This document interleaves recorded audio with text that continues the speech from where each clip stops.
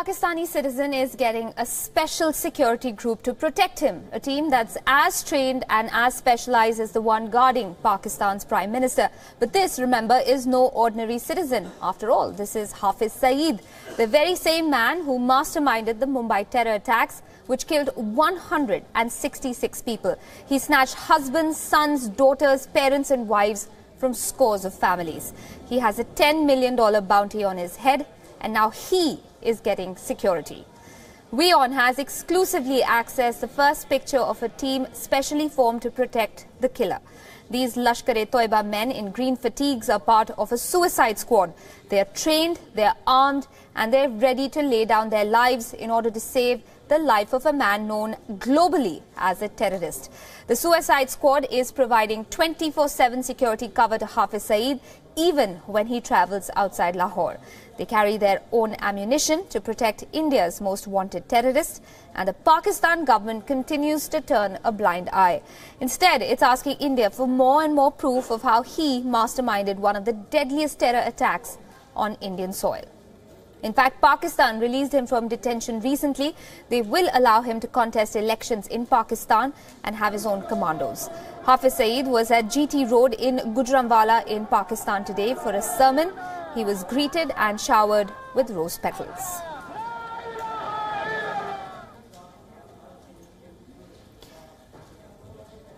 And joining us this evening from Islamabad is WION's Pakistan Bureau Chief Taha Siddiqui. Taha, good evening. Thanks for joining us. So he's a globally designated terrorist. He has a $10 million bounty on his head, and yet he's getting the protection of these specially trained men from the Lashkar-e-Taiba. Does this strike you as surprising, given that he has so many tags associated with him? Well, to begin with, Aisha, one has to understand that the protection he has is his private security. It is not provided by the Pakistani government. But at the same time, these security guards have sort of come and started protecting him after an intelligence agency circular said that there is a threat to his life and there might be an assassination attempt by some foreign agency working in Pakistan. And because of that, perhaps the security has been beefed up. From what we know, Hafiz Saeed travels in 3 SUVs or 4-wheelers, as they're called. One is in the front, one is in the back, and all of them are manned with people who are well-trained, commandos, and roundabout there's an entourage of 15 to 20 people that are traveling with him 24 hours, giving him protection. They're carrying ammunition. They're going everywhere that he is going, and he's had a lot of public activity in the last few weeks ever since he got out. And the Pakistani government is just a silent spectator in all of this. Right, and looking at the sheer number of these men in this new unit, Taha, that's been put together to protect Hafiz Saeed, does this in some ways indicate that the man's political profile, his profile as a citizen too, is only growing more and more in Pakistan? Definitely, Aisha, and that's what he wants, actually. Ever since he got out of house arrest, and not just that, even before, when Milli Muslim League was launched a few months ago, the whole idea behind it is to mainstream this radical extremist group with militant links. And we've seen that the Pakistan military's retired generals who have had close links with General Raid Sharif, the former army chief, came on TV and gave interviews saying that this has been the plan for the Pakistan army to mainstream these particular radical right-wing extremist groups and bring them into politics, because that is the way to go forward. Now, that might be a way to go forward, as they are saying that this will de-radicalize them, but for what we're also seeing is that it's also a strategy for the government, for the military, to dent the vote of PMLN, which is the ruling party right now, and enjoy the vote bank in Punjab, where this Hafiz Saeed has started to come and do these live road shows, as you are seeing the visuals today. This is what he recently announced, that he will go from one city to another, campaigning for the election. He also has shown interest for elections, contesting himself. So definitely in the next coming elections, which are happening in 6 months or so, Hafiz Saeed is going to play a big role.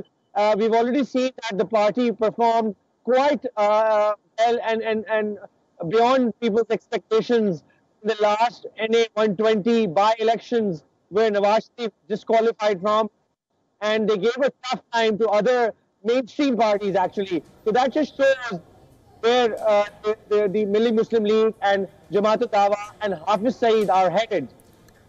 All right, Taha, thanks very much. Stay with us a second, because this report comes at a time, it coincides with indications from Washington that it intends to designate the Milli Muslim League as a supporter of terrorism. The MML, as my colleague Taha Siddiqui was just telling us, is the political front of the Lashkar, and it's expected to field candidates during elections next year. Taha just pointing out that that's already happened in the NA 120 by-poll that took place a short while ago, and the MML giving a tough fight to Pakistan's mainstream political parties. Now, Pakistan's Dawn newspaper, which put out this report quoting diplomatic sources, said that the United States was going ahead following an Indian request. A State Department official told Dawn when contacted, quote, "While Pakistan is an important partner for achieving U.S. priorities in the region, this administration has also set clear expectations for Pakistan to take decisive action against terrorist and militant groups that operate from Pakistani soil," end quote. It flowed from a statement by Heather Naught, the State Department spokesperson.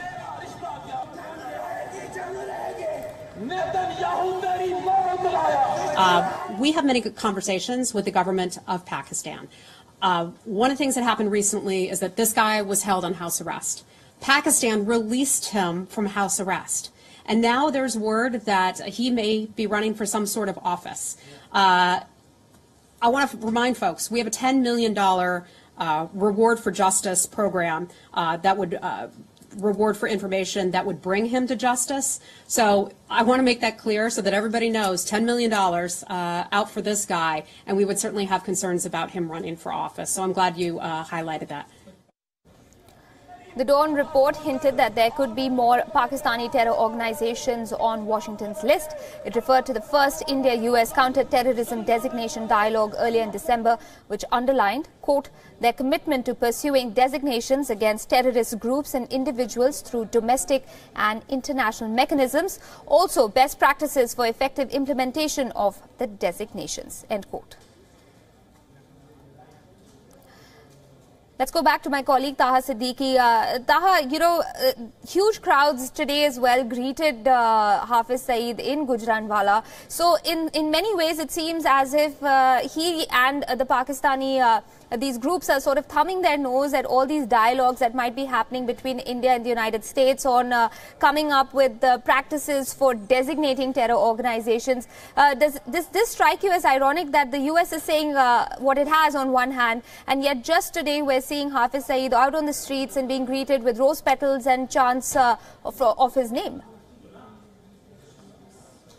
Well, Aisha, the problem here is, or rather the issue here is that Hafiz Saeed is not treated as a terrorist in Pakistan. He is looked upon as a philanthropist with a charity wing called the Falai Insani Foundation. He's doing disaster management and relief management during disasters, natural disasters, worldly disasters. And that's the perception that Pakistani state and he himself has tried to build. And the media follows through with that. Given the self-censorship that happens in Pakistani media, and also, because of the linkages that Hafiz Saeed, Jamaat-ul-Dawa have had with Lashkar-e-Taiba. I mean, it's literally a reincarnation of that. And Lashkar-e-Taiba had links with the Pakistani spy agencies and the military establishment. So, given all of that, it's very easy, or sort of, it makes sense that why Pakistan is not clamping down on Hafiz Saeed, or it shows why he's being allowed to go, free like that. I mean, even the court case that he was facing, that the lackluster sort of, interest that the government showed in prosecuting him or bringing any evidence forward, that just shows that the Pakistani government is either complacent or incompetent. And I would say it's perhaps the latter, because it's not the Pakistani government or the civilians here which decide the policy when it comes to Hafiz Saeed or JUD. It's actually the military establishment. Absolutely. Taha, can I ask you, is the support for Hafiz Saeed widespread? And in that, I mean to ask you, does it cut across class divisions? Does it cut across a rural-urban divide? Is it purely a military and political phenomenon, or does he enjoy a great degree of popularity within urban circles in Pakistan as well? Well, in the past, we've seen that religious parties or religious right-wing extremist groups have not performed well in elections. So in Pakistan, the public does not tend to vote for these people, but they have a lot of street power, and that's what they capitalize on. They're able to bring crowds out in the name of faith at a day's notice, and do blocking of roads or threaten the government in other ways. So they enjoy that street power because of the fact that they have mosques spread across the country, especially in Punjab. Then they have these charity wings, which are front organizations, sort of a front organization for the actual work they do. And these organizations are really working with the community, with the local people.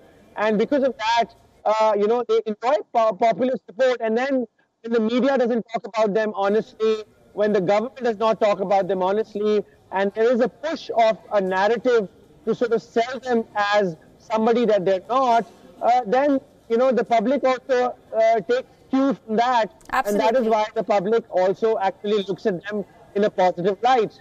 Fair enough. Stay with me, Taha. We want to continue giving our viewers an idea of Hafiz Saeed. He's been on India's terror list for many years. It all began in the 1990s when he played a key role in terrorism in Kashmir. In 2001, the Lashkar-e-Taiba sent gunmen to attack India's parliament. In 2006, his organization was indicted in the horrific Mumbai train bombings that killed more than 200 people. Then in November 2008, a Lashkar hit squad assaulted Mumbai, killing at least 166 people. The Lashkar has also been involved with Al-Qaeda. The Lashkar-e-Taiba has links with the Taliban in Afghanistan. It's also linked to the Haqqani network. Clearly, there's enough out there regarding Hafiz Saeed's determined pursuit of jihad. He had influential mentors, including Abdullah Azam, the Palestinian known as the father of global jihad. It was Azam who helped found Al-Qaeda. And incidentally, he was a co-founder along with Hafiz Saeed of the Lashkar-e-Taiba. But the United States took time to designate Hafiz Saeed a terrorist. It was only in 2012 that the US placed a $10 million bounty on Hafiz Saeed's head. The US also blacklisted the Lashkar-e-Taiba and its so-called charity arm, the Jamaat-ud-Dawa. In 2014, the US imposed economic sanctions against two senior members of the Lashkar. The US also designated the Jamaat-ud-Dawa a foreign terrorist organization to freeze any assets that it has. Let's go back to Taha Siddiqui. Taha, you were talking about, the cues sometimes that people get from, let's say, political parties and the military to either support or look the other way when it comes to activities by people like Hafiz Saeed.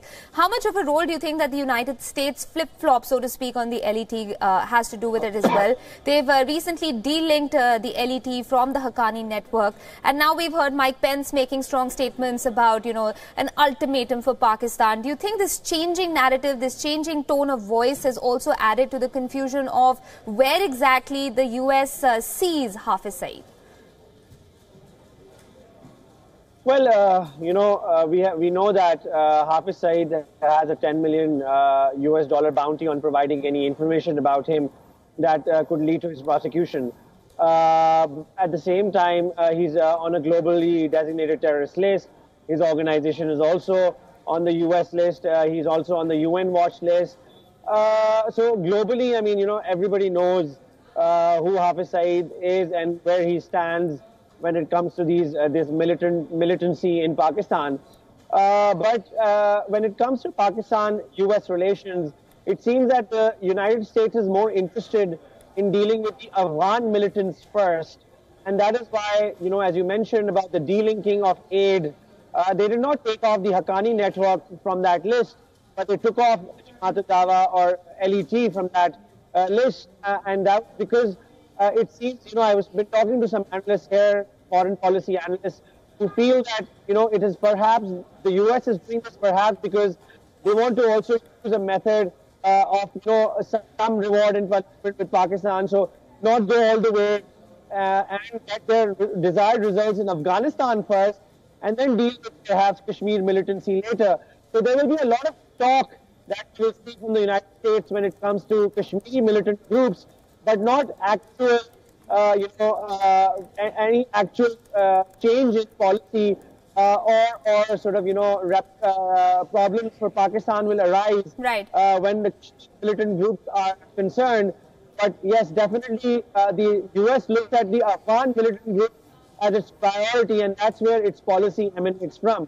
All right, and peace hasn't come to Afghanistan for the last 16 years. I wonder if that's really going to be the benchmark, what all Mr. Saeed will manage to achieve in the intervening period. We leave it at that. Taha Siddiqui, thanks very much for joining us and helping us better understand the phenomenon that is Hafiz Saeed, the phenomenon that is the LET, and the bizarre nature of what's going on in Pakistan in terms of him getting security cover, an extended security cover now.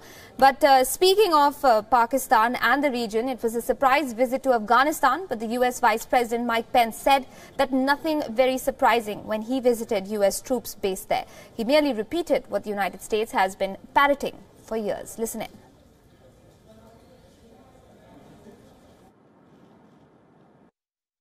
President Trump has put Pakistan on notice.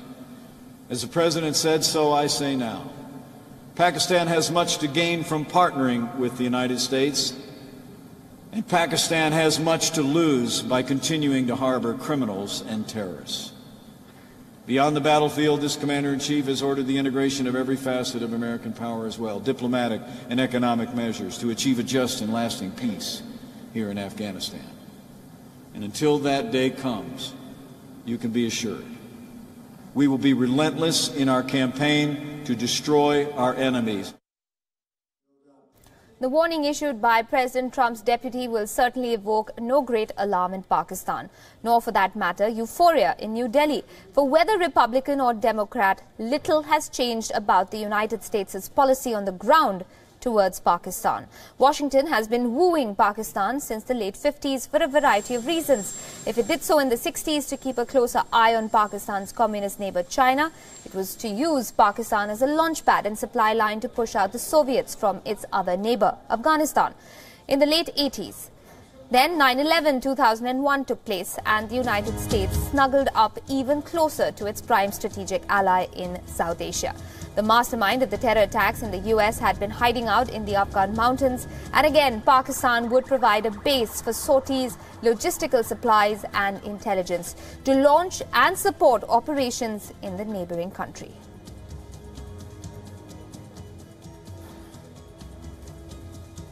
No longer be silent about Pakistan's safe havens for terrorist organizations, the Taliban, and other groups that pose a threat to the region and beyond.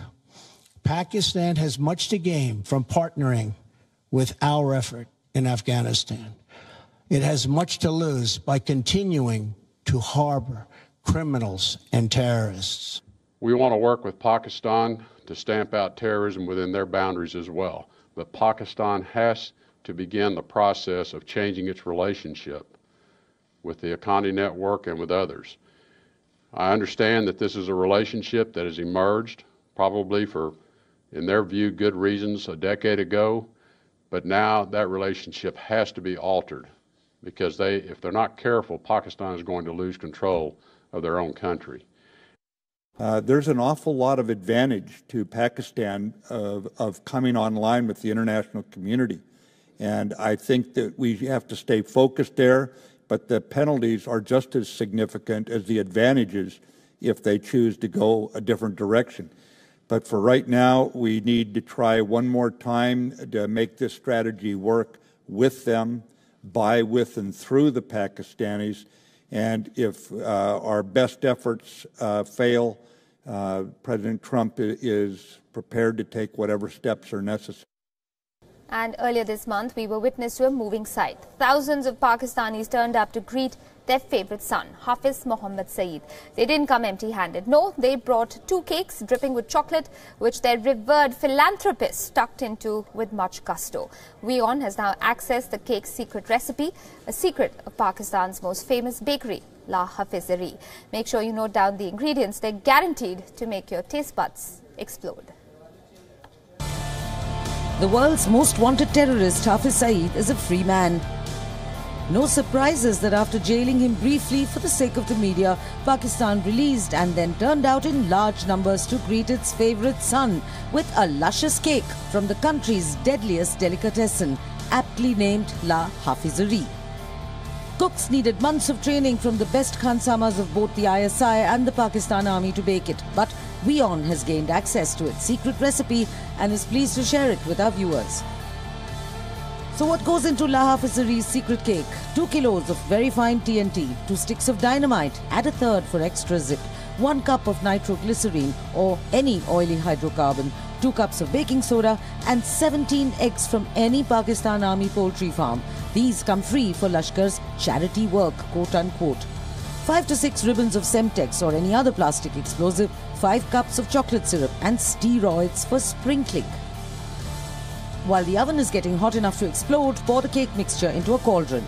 Trainee cooks to stir it with Kalashnikovs. These lend a special smoky flavour to the volatile gâteau. Bake for 45 minutes or till the bayonet comes clean. Remove, cool. Smother in chocolate syrup and sprinkle liberally with steroids. Carefully paste Semtex strips in a V for victory to the beloved leader. Ensure the boys eat 6-inch slices before crossing the border.